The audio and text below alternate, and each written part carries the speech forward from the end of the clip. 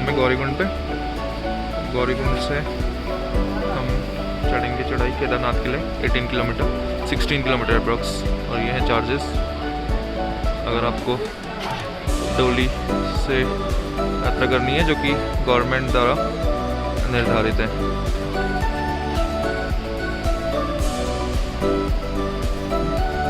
Police सहायता केंद्र, अगर आपका कुछ गुम हो गया या कोई भी शिकायत है। हर महादेव। और ये यात्रा शुरू ट्रैक की, नीचे नदी, काफी वेग।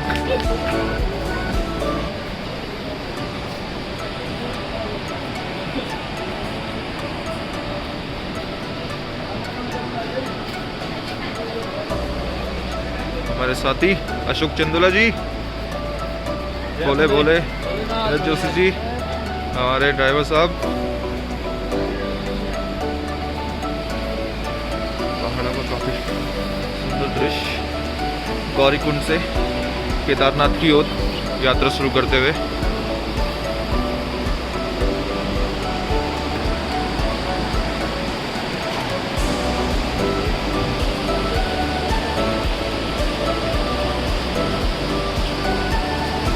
जतिन, जय भोले, जय भोले, हर हर महादेव। चलो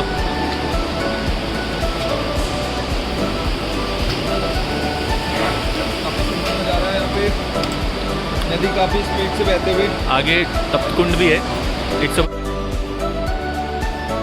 गौरीकुंड से केदारनाथ की ओर जाते हुए यहाँ पे तप्तकुंड और सामने मंदाकिनी नदी बहते हुए। तप्तकुंड इसका नाम है क्योंकि इसमें पानी हमेशा गर्म रहता है धरती की गर्मी से।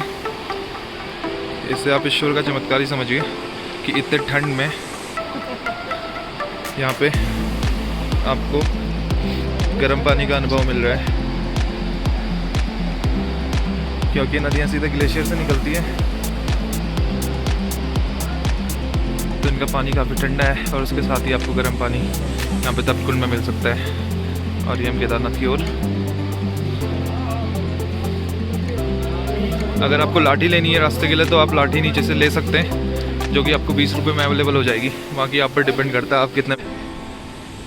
यहाँ पे आपकी एंट्री है चेक पोस्ट पे। इसके बाद आगे आपको कोई एंट्री के लिए पॉइंट नहीं मिलेगा, तो आपको यहाँ पे एंट्री करवानी है। आपका ई पास होगा। यहाँ पे अपना हमें ऑनलाइन ई पास नंबर बताना पड़ा और इस चौकी पे, और ई पास नंबर के साथ ही जैसे आप ऑनलाइन ई पास आपने रजिस्टर किया होगा, आप चारधाम यात्रा वाली वेबसाइट से रजिस्टर कर सकते हैं और उससे आपका ई पास जनरेट हो जाएगा। वो बस नंबर आपको यहाँ पे बताना है और आपको अपने नाम बताने हैं। और हाँ, और अगर भीड़ ज़्यादा है, आपको ऑनलाइन ई पास आप नहीं बना पा रहे हैं किसी कारणवश किसी वेबसाइट से, तो आप सोनप्रयाग में काउंटर्स बने हुए हैं जहाँ पे आप रजिस्ट्रेशन कर सकते हैं और ई पास बना सकते हैं। इवन ई पास के साथ वहाँ पे एक एडिशनल आपके लिए चेक लगाया हुआ है कि आप वहाँ पे अपना हेल्थ चेकअप करवाएं, और हेल्थ चेकअप के साथ साथ आपको वहाँ पे ई पास दिखा के अपने को रजिस्टर्ड करना है आधार आईडी के साथ, तो आप वो भी कर सकते हैं। और यहाँ पे खच्चर और घोड़े आपको दिख रहे हैं, तो आप अभी के टाइम पे अभी की कॉस्टिंग के हिसाब से लोवेस्ट कॉस्टिंग 1500 या 1200 रुपये तक आप बार्गिन करके इनको बुक कर सकते हैं। It's up to you. हाँ, गवर्नमेंट प्राइस 2500 रुपये, जो गवर्नमेंट प्राइस है अभी के लिए इन चीज़ों का, तो आप गवर्नमेंट प्राइस के अकॉर्डिंग 2500 रुपये है। तो वो सीजनल होता है, लेकिन अभी सीज़न नहीं है, तो अभी अवेलेबिलिटी थोड़ी इनके लिए भी कम है चीज़ों की, लोग उतने नहीं आ रहे हैं, तो ये इजीली अवेलेबल है, अवेलेबिलिटी है ज़्यादा, सॉरी। तो आपको जिस प्रकार से अपनी यात्रा को शुरू करना है आप कर सकते हैं। आपको घोड़े से जाना है, खच्चर से जाना है, या आपको पिट्ठू लेके जाना है, तो पिट्ठू के चार्जेस थोड़ा ज़्यादा हैं। वो सीजनल वाइज जो बता रहे थे वहाँ पे हमें लोकल्स, तो वो 8 से 10 हज़ार रुपये समथिंग थे, और it depends on your weight also.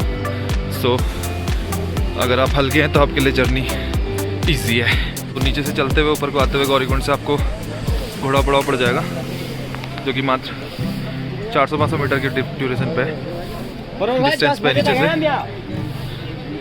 यहाँ पे से आप अपने लिए घोड़े खच्चर बुक कर सकते हैं। आपको यहाँ पे एडिशनल चेक के लिए सिक्योरिटी गार्ड वगैरह सारे दिखेंगे। यानी हम उधर से आए थे, उस सामने चेक पोस्ट तक देख पा रहे होंगे। उस चेक पोस्ट के बाद इतनी बस आपने डिस्टेंस कवर करनी है और आपको यहाँ पे घोड़ा पड़ाव पे घोड़े की बुकिंग वगैरह आप कर सकते हैं और आप फिर कंटिन्यू कर सकते हैं अपनी जर्नी। तो ट्रैक अभी तक थोड़ा बहुत सिमिलर है वैष्णो देवी के ट्रैक से भी, लेकिन इसे ज़्यादा टफ बताया गया है क्योंकि वैष्णो देवी पे अभी आपको सारी सुविधाएं हर 100 मीटर पे मिल जाती हैं कंटिन्यू, आपको शॉप्स वगैरह या कोई भी चीज़ है। लेकिन केदारनाथ पे आपको वो चीज़ें अवेलेबल नहीं होती हैं, कुछ एक डिस्टेंस के साथ आपको चीज़ें मिलती हैं।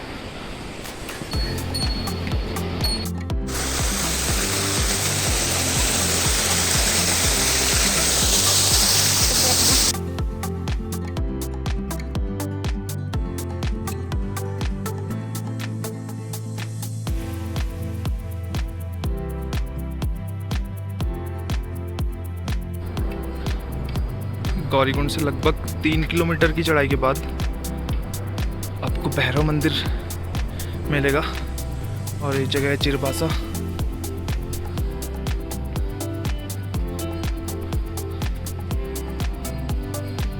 ये दर्शन, और यहाँ पे आपको जगह जगह पे स्टॉल्स मिल जाएंगे नींबू पानी के लिए, चाय के लिए, या अगर आपको मैगी वगैरह कुछ खाना है तो वो लगभग हर 1-2 किलोमीटर पे हैं available. Water tanks and toilets also.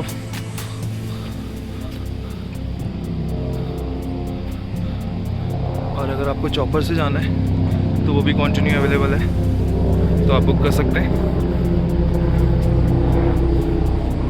काफ़ी बढ़िया धूप निकली हुई है आज, कल की बर्फ़बारी के बाद आज ये धूप निकली है, तो काफ़ी गर्मी भी हो रही है चढ़ते हुए। और ये काफ़ी शानदार फॉल।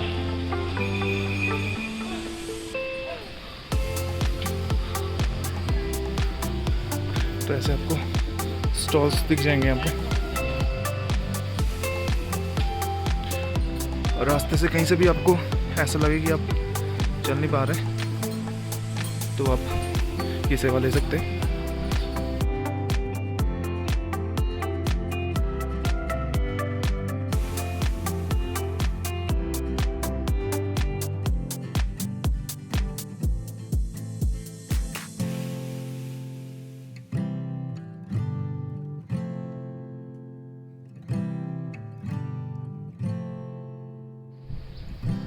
4 किलोमीटर की चढ़ाई चढ़ने के बाद जंगल चट्टी हम पहुंच चुके हैं, जहाँ पर आपको मेडिकल फैसिलिटीज़ एंड खाने पीने की व्यवस्थाएं दिख रही होंगी।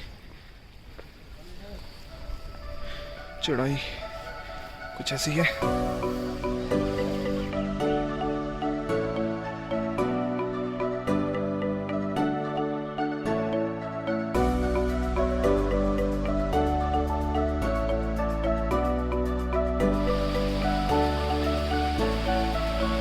करीब गौरीकुंड से 5 किलोमीटर चलने के बाद अप्रॉक्स 6 किलोमीटर कुछ ही नज़ारे हैं रास्ते के।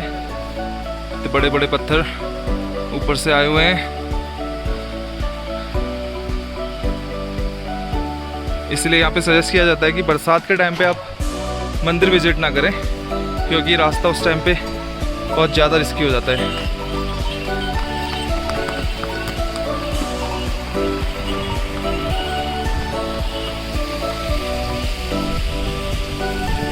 रास्ते का कुछ हाल ये है, और यहाँ से नीचे सीधे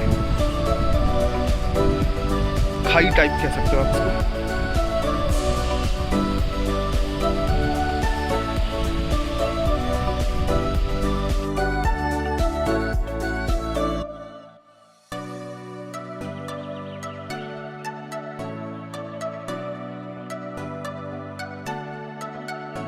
टॉयलेट्स, वॉशरूम्स सारे आपको जगह जगह पे हर 1 किलोमीटर में मिल जाएंगे।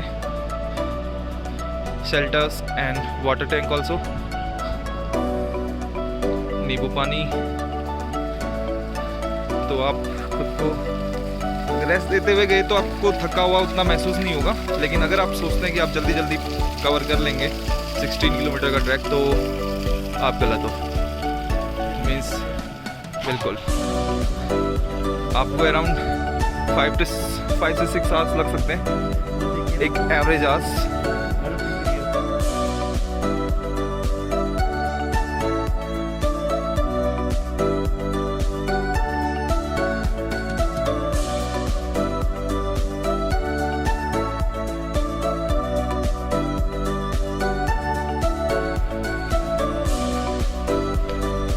तो यहाँ पे चेक पॉइंट बना हुआ है, यहाँ पे आपका टेम्परेचर चेक होगा,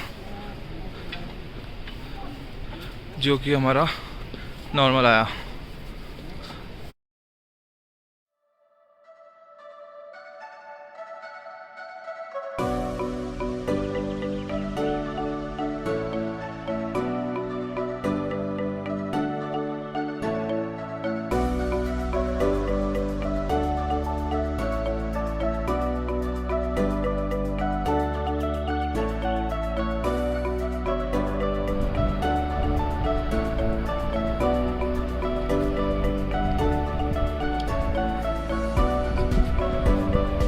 अब यहाँ से Kedarnath 8.5 kilometre, only base camp 6.5।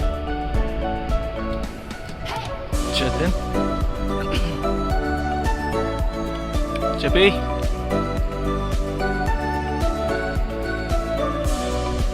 चलिए। मात्र 8.5 किलोमीटर की चढ़ाई और बची हुई है, यानी अभी हम अप्रॉक्स आधा चल चुके हैं। और सामने हिमालयास, पहाड़ियों पे पड़ी हुई है बर्फ़, और लोग मिल रहे हैं बहुत सारे जो काफ़ी थके हुए हैं, जो बिना प्रैक्टिस के सीधे ही ग्राउंड पे उतर गए चढ़ने के लिए। तो अगर आप ट्रैक कहीं और नहीं भी कर सकते तो ये सजेशन रहेगा हमारी ओर से कि आप एटलीस्ट 1 हफ्ते पहले से खुद की बॉडी को एटलीस्ट वार्म अप कर लीजिए। भले आप थोड़ी बहुत घर पे एक्सरसाइज करें, ताकि आपकी रूटीन बने रहे आपका वॉक के लिए। काफ़ी लोग लाठी का सहारा लेते हुए और काफ़ी थक के बैठे हुए।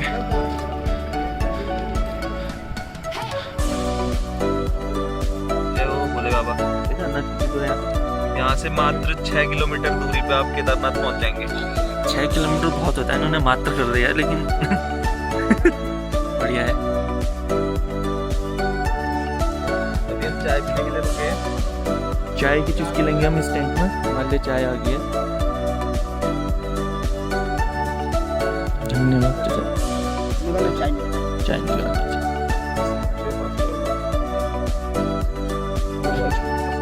बिस्कुट बास्कुट देखते हैं। अभी वैसा मन तो नहीं हो रहा। व्रत में चल रहे हैं ना, व्रत वाले हैं यार। चाय का कलर काफी बेहतरीन है, बिल्कुल समुद्र के पानी से बनी हुई चाय।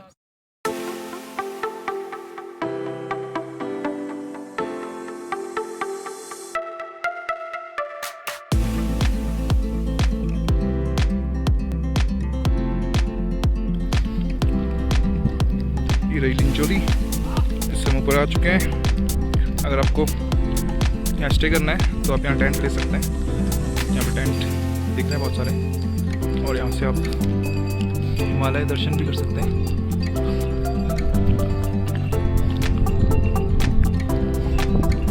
कोई ऐसे नज़ारे नहीं बचे जो इस रास्ते पे ना दिखे हों। फिर से एक और नज़ारा, बर्फ़ का पहाड़, बर्फ़ से बनी हुई एक गुफा,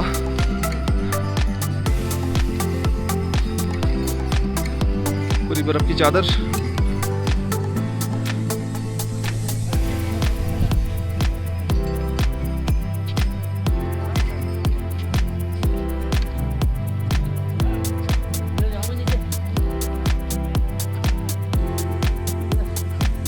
क्लास शॉर्टकट।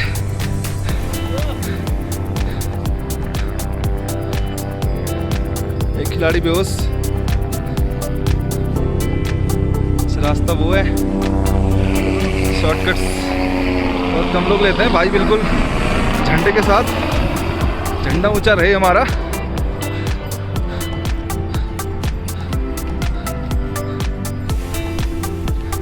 काफी शानदार हिमालय का व्यू। ये आ गया घोड़ा पड़ाव, इससे आगे आपके घोड़े नहीं जाते हैं।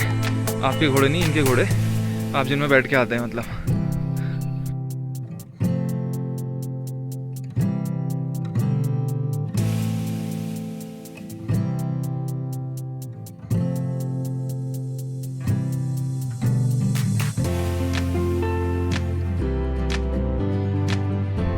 अभी हमें बेस कैंप पे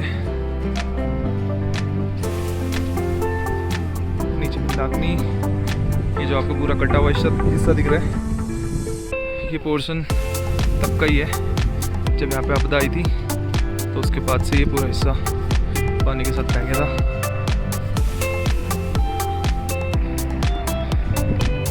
वो सामने रहे केदारनाथ जी, शायद हम मंदिर पे पहुँच चुके हैं और हमें दिख पा रहा है यहाँ से वो धाम, 4 धामों में से एक केदारनाथ जी। और अब जाके मिली है शांति। मात्र 500 मीटर की दूरी पे केदारनाथ धाम, और यह है शाम 4:30 बजे का नज़ारा। ऊपर धूप अभी तक खिली हुई, और वो अगर आप देख सकते हैं कि जो पीछे का हिस्सा है पूरा मिट्टी वाला, तो वो पूरा वाला हिस्सा है जहाँ से पूरा पानी आया था उस समय बाढ़ के टाइम पे। तो वो उधर से ये 2 भागों में डिवाइड हो गया यहाँ पे, और ये उसके बाद नीचे जब मंदिर पे पानी आया तो वहाँ पे वो पत्थर ने डिवाइड कर दिया, जिसको अब भीमशिला के रूप में पूजा जाता है, जिस कारण से मंदिर बच पाया। और ये पूरी तबाही जो हुई थी, ये पूरा बहते हुए इस पूरे पोर्शन को बाहर ले गया। पहले रास्ता इस साइड से था, और ये पूरा नीचे तक आप देख सकते हैं कि कैसे ये बाहर ले गया है।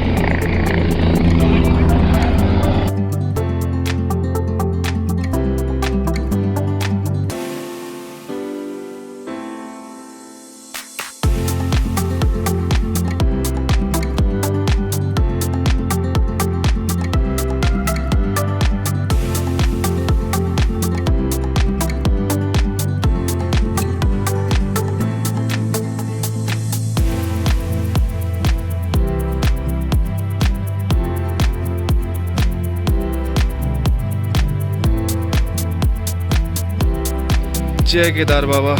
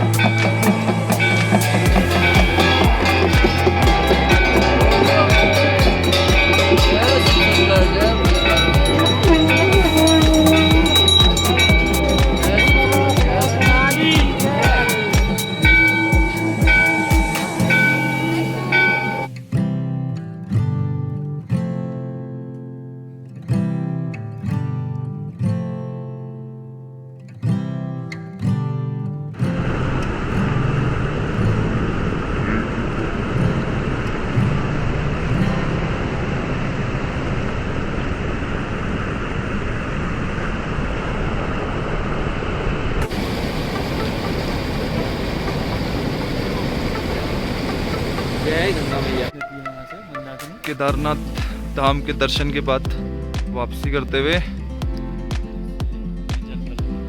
गंगा जल हम ले आए और मंदाकिनी और सरस्वती नदी के संगम से। और जो यहाँ पे आपको ये दिख पा रहा होगा, हाँ ये गेस्ट हाउस टाइप की ही है। तो इस पे जो आप छत देख रहे हैं, जो इनकी हालत हुई है, तो ये केवल बर्फ़ के कारण हुई है। बर्फ़ गिरने से, कंटिन्यू इस पे बर्फ़ जमे रहने से इनकी छतें दब के पूरी टूट चुकी हैं। जय बोले जय बोले। अगर आपको चॉपर सेवा लेनी है तो चॉपर सर्विस के लिए चॉपर आपके यहाँ पे हेलीपैड पे आ जाता है। ये हेलीपैड बना हुआ है, इसका ये मात्र आपको 7 मिनट में यहाँ पे पहुँचा देता है, जो कि पैदल चलने में 7 घंटे लगते हैं। और इसके बाद यहाँ से मंदिर केवल 500 मीटर पे है। तो अभी ये कुछ सवारी को लाया और कुछ को यहाँ से ले जाएगा तुरंत बिना रुके।